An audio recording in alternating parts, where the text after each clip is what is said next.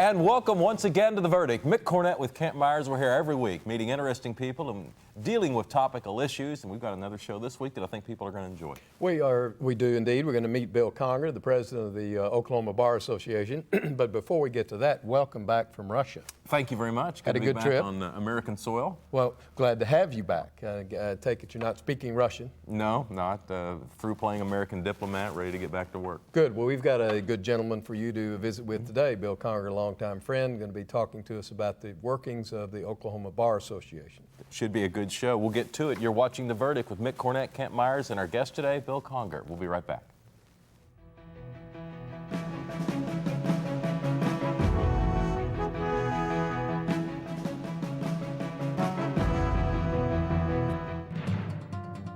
In driving rain, blistering heat, and bitter cold, 365 days a year, 24 hours a day, Chesapeake drills non-stop for natural gas on American soil.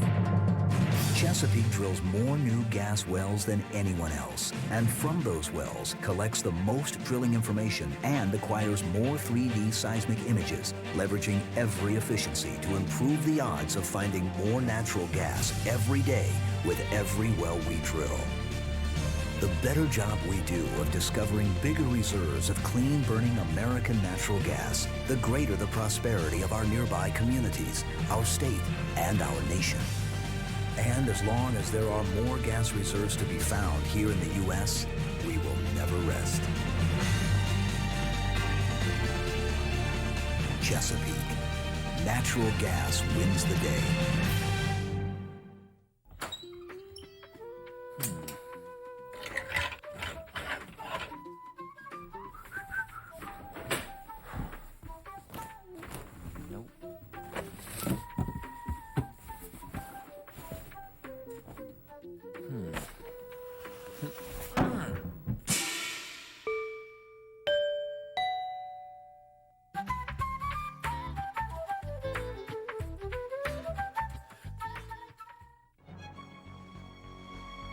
Wilsey, Meyer, Eatman, Tate. We're accountants. We do taxes, business valuations, estate planning, and consulting. And we're right here in Oklahoma, working with the owners of small and medium-sized businesses. Steve Wilsey and Stuart Meyer have the resources and the experience. Wilsey, Meyer, Eatman, Tate in Oklahoma City and Tulsa.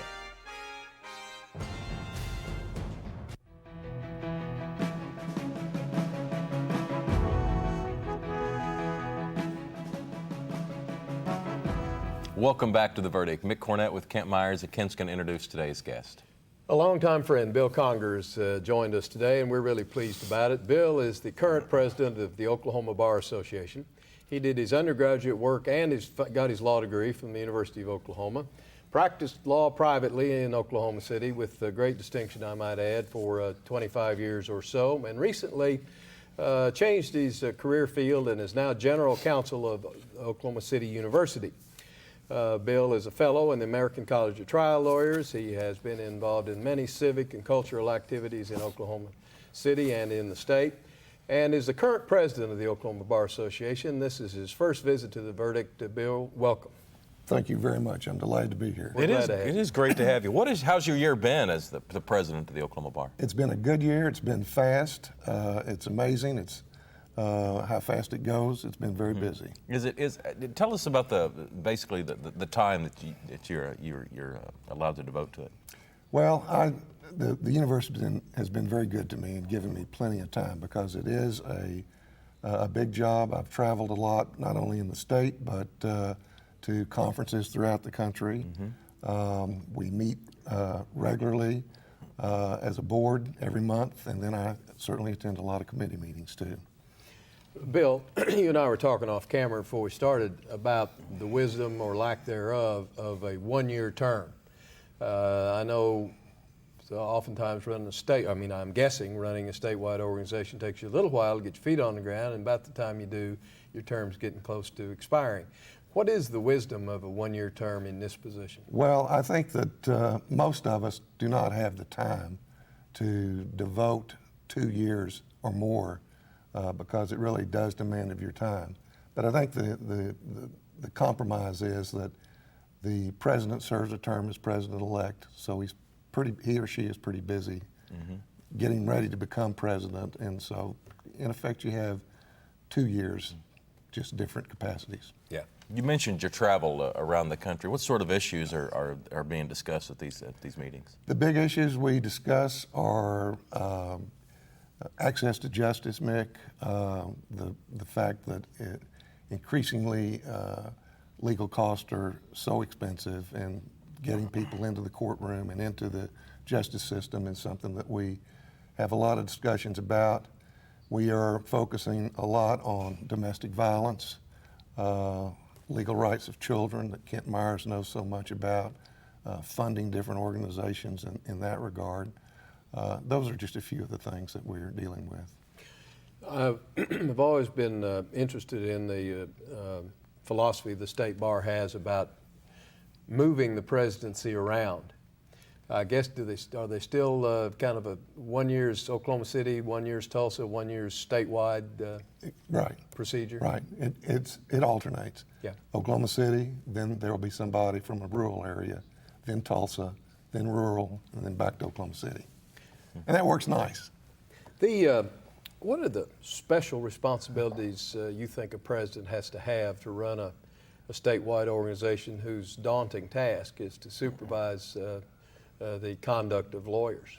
Well, we have 15,000 lawyers that are in our bar association, and ours is a mandatory bar association, meaning that in order to practice law, you have to be a member of the bar association. So I think, some of the characteristics and responsibilities that a bar president should have is a lot of patience. I think the bar president should have a lot of stamina and calmness. And I think a good bar president is someone that is a good leader and is deliberative in this process. Number of complaints that typically come into the Bar Association, number how many on a given month? I couldn't tell you on a given month, but I'm suggesting that it be probably somewhere between 25 and 35 complaints, and some of them are without merit. You got to realize that, Nick, a lot of what we do is adversarial, and there are winners and losers. Right. And losers sometimes don't think their lawyer did the right thing. Is there just an increase in the amount of litigation that's taking place? Yeah, it seems like it. Although there's more and more alternative dispute methods being done and used, again, because of the cost of trying a case in the court. So, do you have to work in concert with the judges in the state to try and determine the best course of action for the citizens? oh yes, How involved are they? What's the discussion like at that level? they are very involved. We have probably our most active and largest committee at the Bar Association is the Bench and Bar Committee, and that's made up of practicing lawyers and judges, primarily state court judges. And we, for example, this year we are adopting a judicial code of conduct that committee has worked on for 3 years, and they're very active together. Discuss for us the relationship. You mentioned it a minute ago in one of your answers about the Board of Governors. Discuss tell us about the Board of Governors, how they're selected, and what are their duties, and how do you as president interact with them? We have 17 members of the Board of Governors. They come from various districts, which are generally aligned with the judicial district, and plus a couple of at-large members. They're from rural areas, from Idabel to Guyman, both spectrums of the state, to the larger counties, Tulsa County and Oklahoma County. It's an elective process, although frequently people run unopposed. Like this year, coming up at our annual meeting, we only have one contested election for a Board of Governors seat. The rest of them are running unopposed. We meet 12 times a year. Under my presidency and other presidents, we have met at least 4 times out in different parts of the state, so we can be out with some of the local bar associations. So we met in Enid, for example, this year, Ardmore, Idabel, and And those are the three places that we met this year. You are president, so you're the chairman of the Board of Governors in essence? Yes. Now, what's the relationship between the Oklahoma Bar Association and its Board of Governors and you on the one hand, and the Oklahoma Supreme Court on the other? The Oklahoma Supreme Court is very clearly our boss. By statute? By statute. And in fact, each year when we do our budget, we take it to the Supreme Court and present it, and they approve the budget. If there's any change in the budget in the course of the year, any off-budget funding be needed, then I would go to the Chief Justice and talk to him about that. I keep them, and our board keeps them well informed of everything. There are all kinds of bar associations around, the state bar, the American bar, the county bar, and probably others I can't, the federal bar, there's just a bunch of them. But the only one that's mandatory for Oklahoma lawyers is your organization. That's true. The Oklahoma Bar That's Association. true. You can't practice law until you're admitted there. Right. And I guess to get admitted, you have to pass the bar. You pass the bar exam and Graduate from law school. Graduate from law school, and although I did give a presentation to a lady out in Greer County, that's Mangum, Oklahoma, recognizing her 62 years of service as a lawyer, and she never went to law school. She read for the law and took the bar exam. And not many people like that exist. In fact, it can't be done today. But, Well, how is the Bar Association funded? well, it's funded basically through dues of the. No state or federal money, it's all private money from the lawyers themselves. right. And So so they, excuse me. Does one lawyer pay the same as another lawyer? Or Yes. is there? Actually, non-resident lawyers pay less. Senior lawyers get a break, and junior and brand new lawyers get a break. So most of us pay the same, but entering people pay less. Do you get any sense about how the complaints that have been received by lawyers this year compares to prior years? Do they seem to be kind of steady? Are they on the rise? Are they on the decline? I think that I can't really answer that, and I'll tell you why. One of the reasons is that the governors don't deal, and I don't deal, with discipline or any kind of complaints. When they come in, they go to the general counsel's office, and the general counsel deals with those complaints. And we have a pretty elaborate system. We have a professional responsibility commission that decides whether a complaint will be heard by the professional responsibility tribunal. And they are autonomous. They don't answer to me. They hear that separately, and so they're totally independent in their deal. That's how it works. Let me jump in here and get us to a break. Bill Conger is our guest today. He's the president of the Oklahoma Bar Association. You're watching The Verdict. We'll be right back.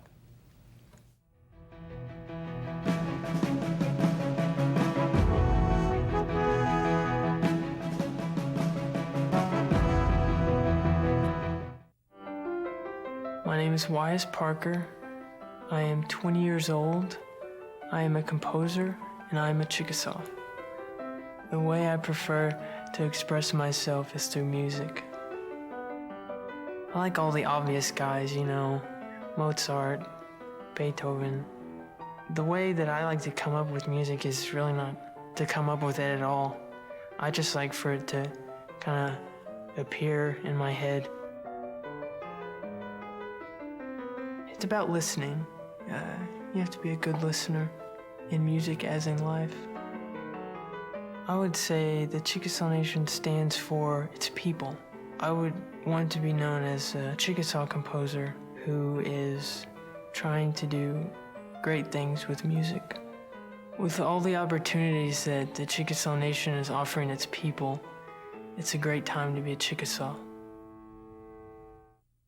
Home values are down in some states, but not in Oklahoma.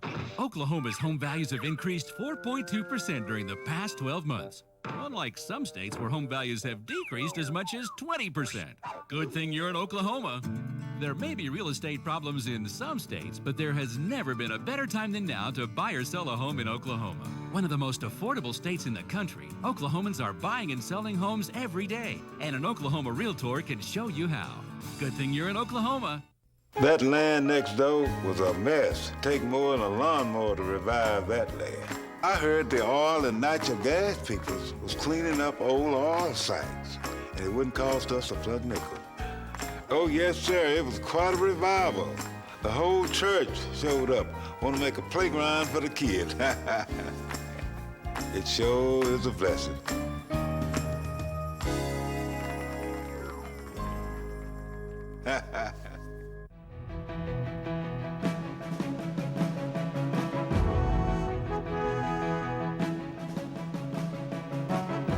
Welcome back to The Verdict. Mick Cornett and Kent Myers, and today's guest, Bill Conger, who's the president of the Oklahoma Bar Association. What are the major projects that the Bar Association is working on here in the fall of 2008? Well, there are 3 or 4 things that were part of my platform to do. One of the things that we did was conduct a rule of law conference.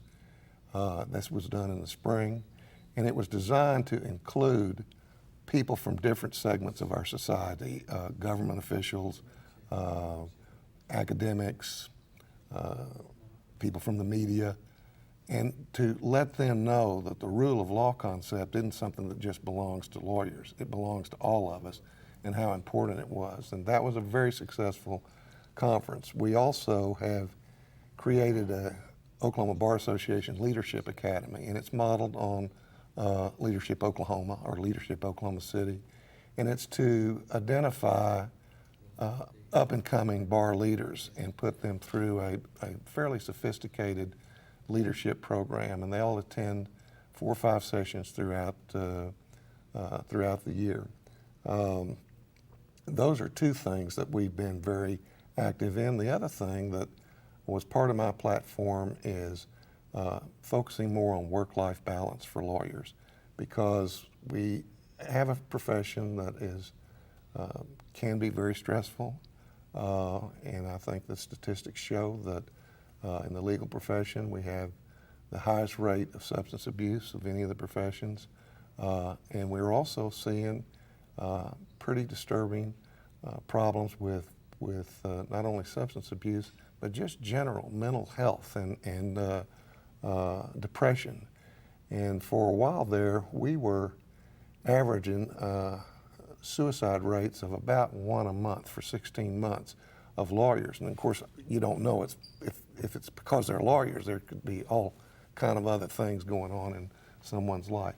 But that's an area that I have focused on, and we have a very sophisticated work-life balance committee headed by Melanie Jester, and they just do a terrific job. Is it a system where you try to provide education and let people know that there's help available when they need it? That's exactly what it is, Mick, and what it's also, it's an attempt to change some of the culture in our profession, and we're a profession that for most of the years that Kent and I have practiced has earned our living by the billable hours. So, and some of us take that too much to heart, and we need to be doing more balance in our life. And so that's what we're trying to get, particularly younger people, to come in and know that there's time for the soccer game. There's time to go to your children's play if it's at 10 o'clock in the morning. You can make that kind of time. What is the image of a lawyer these days? Is it better now than it was, say, 5 years ago or 10 years ago? Well, I think that it is, frankly.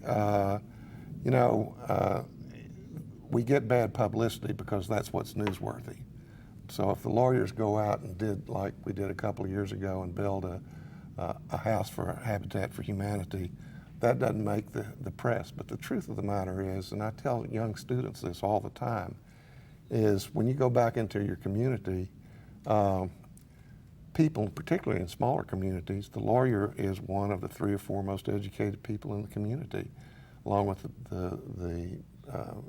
the clergy and with the medical doctor, and if there's a campus nearby, the professors. And people in those communities expect lawyers to be leaders, and they expect them to be on the school board. They expect them to be in the Rotary Club and in the mayor's office, and they do serve well in that capacity. So those people in that community, they think highly of lawyers, as they do other people that lead. And so you don't hear much about it, but it goes on. Right. I know you've got a committee of the State Bar that's entitled Lawyers Helping Lawyers. tell our viewers what that's about and if that's only available to help lawyers or can citizens call in and contact the committee? No, and it's not, citizens cannot. It's for lawyers, and you know, it's just not big enough to absorb much more of a clientele than that. But Lawyers Helping Lawyers has been around for quite a while, and it's started out primarily dealing with lawyers that had substance abuse problems. And it's a 12-step program type of approach, and it just allows a lawyer to call in if they need help. But we've also expanded that to where it's more of a lawyer's assistance program in general. And we have licensed counselors on call, so a lawyer can call in. They may not have any substance abuse problems, but they may have severe and chronic depression problems that they can talk through. And we give them anywhere from 3 to 6 sessions free, and then try to get them where we can refer them out to a private practitioner for more long-term help. But I've been very pleased with how Lawyers Helping Lawyers has gone, and I think it's probably one of our most important committees that we have. And more lawyers are taking advantage of it, and that's a good thing. The one final question on the practice of law and your Oklahoma bar position. We're getting close to, or staying pretty much at 50% men and women in law school and 50% men and women graduates. And so far as membership in the Oklahoma bar, where do we stand, men versus women? Well, it's not near 50%, and it's because it hadn't caught up. But of course, we are continuing to have more and more women practicing law. But I've been very concerned, and I speak out about this a lot, about many of our lawyers are leaving our profession, and many of them are women. And that's why I get back to work-life balance. I think a lot of them, they just finally get to the point where it's not satisfying to them, like it was to you and me, who've spent almost 40 years doing this and been very happy with it. And I am very concerned because I don't want to lose women from our profession. I want more of them to be in, just as I want more minorities, ethnic minorities. And so it has to catch up, but there's a red flag out there to be watched. Let's change the subject just a minute and talk about your relatively new position as General Counsel of Oklahoma City University. When did that occur, and how are you enjoying it? Well, I'm actually loving it. It happened serendipitously. Tom McDaniel, our dynamic president, is a good friend of mine, and we were playing in a golf tournament, and he said, "How can I get you at OCU full time?" And the long story short was, I got to thinking about it, and I thought, you know, I might like to try that. The worst thing that could happen is it didn't work out. I just go back to my law firm, and as it turns out, I'm having the time of my life. OCU is so relevant in our Oklahoma City community now, as you know, Mayor. And I'm teaching full time out there and being the general counsel. And if I couldn't teach, I don't think I would do it because I like being with the students. And it's just a new stage in my life, and I've reinvented myself from an old beat-up trial lawyer to Professor Conger. let me ask a very basic question. And a lot of people with law degrees don't necessarily practice law. They're hireable in all sorts of different endeavors. Are those people members of the bar typically? Can they be, or how does all that work? Well, a lot of them are not members of the bar. If they're going to practice at all in Oklahoma City, they have to be a member of the bar. But a lawyer that's practicing at Tinker, say an Air Force lawyer in the JAG, they don't have to be members of our bar because they've got one client that they're representing. How is it working with Tom, who's been on our show several times? How is it working with Tom on a daily basis? Can you keep up with him? He's a tough guy to keep up with, but it is more fun to work with him. He is a people person deluxe. He's a problem solver. He is an extremely bright guy, as both of you all know. And I'll tell you one of the things that just is infectious is Tom's love for that school and the love he has for the students. And I'll never forget when he told my good friend Burns Hargis when he went up to OSU, he said, "Burns, if you ever feel down and out, just go over and have lunch at the cafeteria and be around the students." And Burns has told me he's taking him up on that. And he's done. Hey, Bill, we've appreciated you come on the show. Our time has passed thanks so quickly, and we're out of time for this show. We'll have to have you back on a future edition. Okay. All right. Bill Conger is the president of the Oklahoma Bar Association. Kent and I'll be back with a few final words right after this. You're watching The Verdict, and we'll be right back.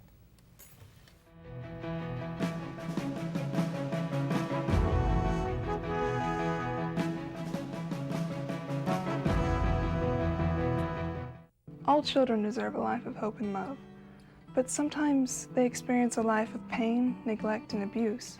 When that happens, each child deserves all the quality assistance and representation that can be offered in our legal system. For more information, call 23-CHILD. Oklahoma Lawyers for Children, helping to bring hope and love back to the lives of abused children. The good life comes naturally to Tulsa, where nature's beauty is matched with an eye for aesthetics. A legacy of neighborhoods graced with lawns and landscaping and handsome homes. A place that seems to have patented an ideal lifestyle. Bank First is loyal to the quality of life Tulsa assures its citizens, to the priority placed on education, culture, and growth. Loyal to builders who transform raw land into residential charm. Developers who see opportunity and add vitality to Tulsa's economy. Bank First serves both enterprise and private lives that need a loyal partner. It's how we help nurture this city's very good life. Bank First. Loyal to Oklahoma. Loyal to you. The Journal-Record is pleased to be a sponsor of The Verdict. The Journal-Record, since 1903, the best source of Oklahoma business news and legal information.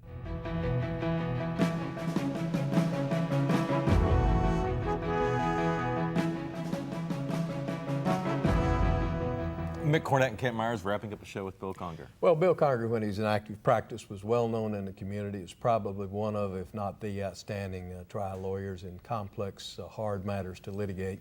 He has just done everything well in his practice, and he's continuing that out at OCU, I'm sure.